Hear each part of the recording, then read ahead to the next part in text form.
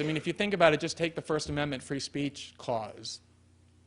If you are a person who expresses a view that the majority likes, then by definition, you're not going to be a person who's targeted for censorship efforts because you're expressing views that the majority finds palatable. It's only those people who express opinions that are odious to the majority, that are offensive and repugnant, who are going to be targeted with censorship efforts. The same is true for imprisonment without due process. You can go throughout history and find in every case where civil liberties have been transgressed that the targets are always people who are disliked by the majority.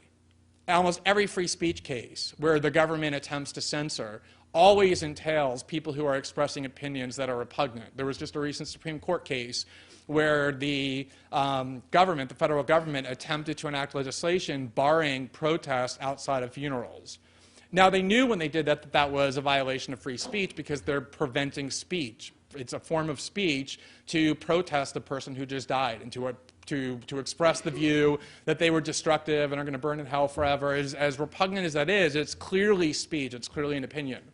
But what the government did is what they always do, which is they picked a person who they thought was so reprehensible that everybody would agree with the particularized application of this unconstitutional power, Fred Phelps. Who doesn't hate Fred Phelps? You can't find a single person who likes him. And so they purposely pick somebody like that because that's always the best way to institutionalize unconstitutional powers, is by selecting people about whom the majority doesn't care. And that's the whole purpose of the Constitution, is to protect the Fred Phelpses of the world, or neo-Nazis to march through Skokie even though there's large numbers of Holocaust survivors there, or communists in the 1950s who were depicted as the prime menace and yet, and therefore were constantly targeted for all sorts of suppression efforts. You go through history and you find in every case that what all kinds of unconstitutional acts always entail is the majority trying to target the minority in ways that the Constitution doesn't allow. And that's why the Constitution is anti-democratic, because the founders feared what